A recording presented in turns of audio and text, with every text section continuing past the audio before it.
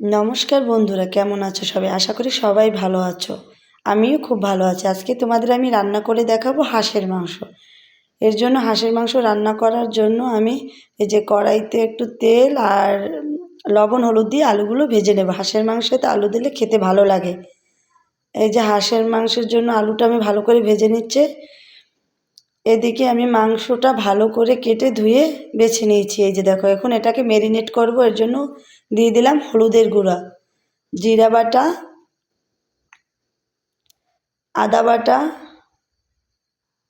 আর হচ্ছে পেঁয়াজ বাটা, পরিমাণ মতো মরিচের গুঁড়া, আর তেজপাতা, আর পরিমাণ মতো তেল দিয়ে ভালো করে ম্যারিনেট করব। আমার লবণ দিতে মনে ছিল না, আবার পুনরায় লবণ দিয়ে ভালো করে ম্যারিনেট করে নিলাম। এই যে দেখো, খুব সুন্দর করে ম্যারিনেট করে নিয়েছি। এদিকে আমার আলুগুলো খুব সুন্দর ভাজা হয়ে গেছে, এখন তুলে নেব।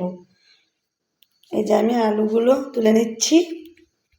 দেখো, খুব সুন্দর ভাজা ভাজা করেছি আলুগুলো। এই যে দেখো, খুব লাল লাল করে ভেজে নিয়েছি। গরম তেলে দিয়ে দিলাম জিরে ফোড়ন, তেজপাতা, এলাচ, দারচিনি, আর দিয়ে দিলাম রসুন বাটা। রসুন বাটাটা দিয়ে ভালো করে তেলের উপর ভেজে নেব। রসুন বাটাটা তেলের উপর ভালো করে ভেজে নিলে মানে ঘ্রাণটা খুব সুন্দর আসে।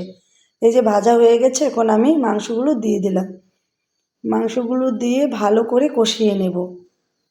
মাংস যত কষাবে অত খেতে অনেক টেস্ট হবে। এই যে আমি ভালো করে মাংস কষিয়ে নিচ্ছি। হাঁসের মাংসটা নারকেলের দুধ দিয়ে রান্না করলে অনেক মজা লাগে, তাই আজকে আমি নারকেলের দুধ দিয়ে রান্না করব।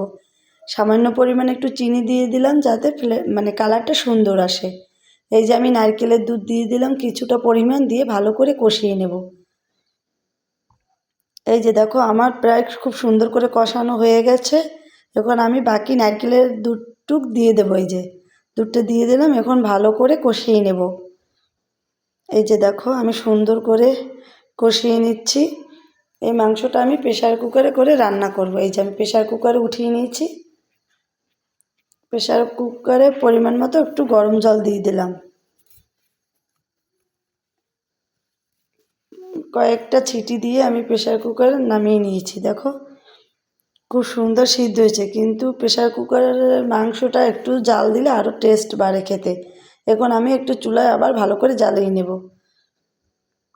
দিয়ে দিলাম গরম মশলা।